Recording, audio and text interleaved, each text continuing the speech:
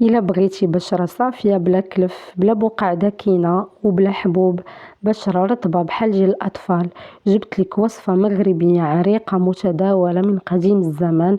كانوا كيستعملوها بالخصوص السيدات المقبلات على الزواج أو النفيسة من بعد ما كتولد، كديرها باش تحايد كلف الولادة.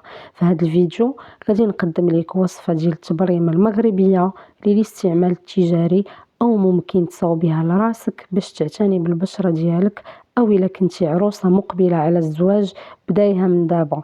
تبعي معايا الفيديو حتى الأخير باش تعرفي فوائد كل مكون مع طريقة التحضير. غادي نحتاجو ل4 المعالق ديال البابونج. الدور ديالو في التبريمة كيخفف من التهيجات والاحمرار، بالخصوص إلا كانت البشرة حساسة.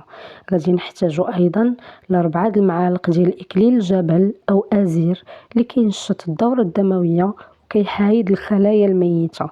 غادي نحتاجو أيضا 2 معالق ديال الريحان اللي كينظف البشرة وكيحايد منها السموم وكيوحد اللون. غادي نحتاجو 2 معالق ديال القرنفل اللي كيعقم البشرة وكيقضي على البكتيريا اللي كتسبب في الحبوب. وغادي نحتاجو 4 المعالق ديال الخزامة اللي كتعالج حب الشباب وكتخلي ريحة زوينة ومنعشة في البشرة. غنحتاجو أيضا 4 المعالق ديال الورد اللي كيفتح لون البشرة غني بمضادات الأكسدة. غنحتاجو 4 المعالق ديال الزعتر اللي كيعالج حب الشباب والطفح الجلدي وكينقي المسام. وغادي نحتاجو في التبريمه ديالنا 10 المعالق ديال الحنه اللي ضروري تشريوها وتنقيوها وتطحنوها على يدكم. الفوائد ديال الحنه غنيه عن التعريف، كتحايد الخلايا الميته وكترطب البشره. وغادي نحتاجو ايضا الخرقوم 2 معالق كبار حتى هو نطحنوه على يدنا. معروف الكركم بتبييض البشرة وتوحيد اللون وكيقضي على البقع الداكنة. وغادي نحتاجو 2 معالق ديال النيلة اللي كتعطي بياض فوري وكتقضي على الكلف والبقع الداكنة. شريوها حجرة وطحنوها على يدكم أحسن باش تضمنوا الجودة. هاد المكونات كافية باش تصاوبوا بهم تبريمة تجارية. أنا التبريمة ديالي كنزيد فيها إضافات ممكن تضيفوهم وممكن تستغناو عليهم. غادي نضيف ورق الغار أو ورق سيدنا موسى حتى هو كيوحد اللون. وغادي نضيف أيضا الشيح اللي كيقضي على البكتيريا وكيعقم البشرة. وغادي نضيف أوراق السدر اللي كيشد البشرة وكيوحد اللون. غنضيف أيضا قشور البرتقال اللي غني بفيتامين سي وكيفتح البشرة. ونضيف الودعة اللي كتبيض البشرة ومعروفة بالفعالية ديالها في إزالة الكلف.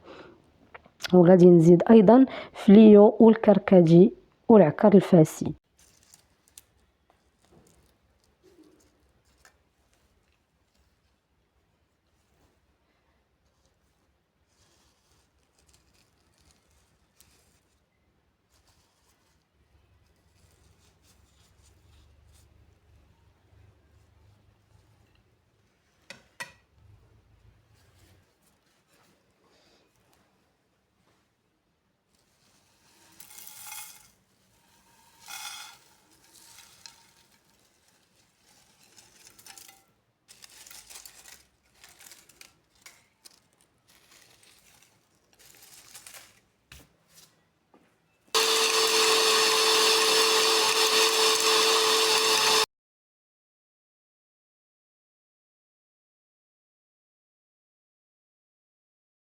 الأعشاب طحنت معاهم النيلة حجرة على داكشي جا اللون أزرق.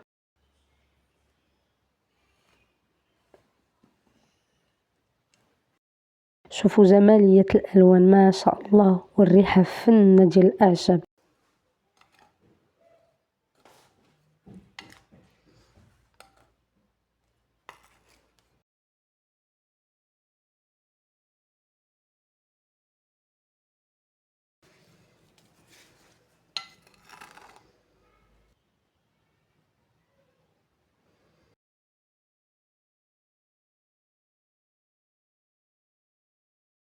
وضعت التبريمة في هاد لومبالاج كيجي زوين فيه كمنتوج تجاري.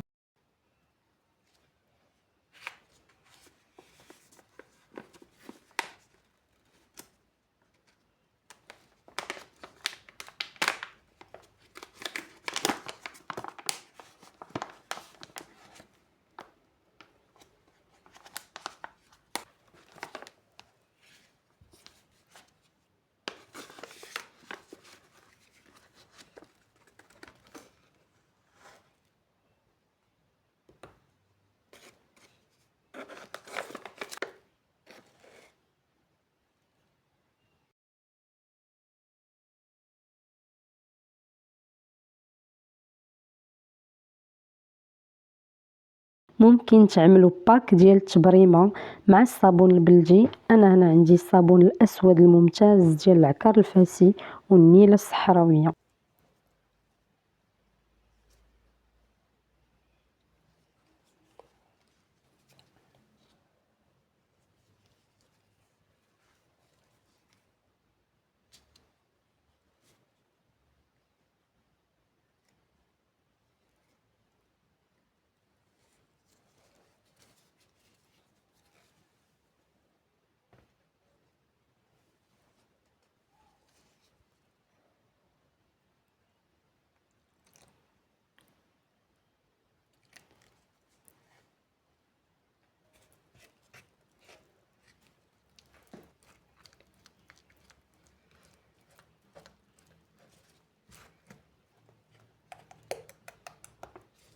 وضعت في البول 2 معالق ديال التبريمه مع معلقه ديال الصابون بالنيله.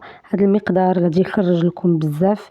ثم اعملوا معلقه كبيره ديال التبريمه مع معلقه صغيره ديال الصابون البلدي وخلطوهم بالماء الساخن حتى تحصلوا على هذا القوام. استعملوا التبريمه مره في الاسبوع. من الاحسن يكون الحمام سخون لان داك البخار كيساعد في التخلص من الخلايا الميته. غادي توضعوا التبريمه في الجسم كامل. ممكن تستعملوا حتى في الوجه لمدة 15 أو 20 دقيقة. غسلوا التبريمة وحكوا بالليفة. مع المداومة غادي تصدموا في النتيجة. الحبوب غاديش يبقاو، اللون كيتوحد، البقع الداكنة ما كتبقاش، وكذلك جلد الإوزة أو الحبوب اللي كينوضوا تحت الجلد ما كيبقاوش. كنتمنى وصفة اليوم تكون نالت إعجابكم، وإلى اللقاء إلى الفيديو القادم.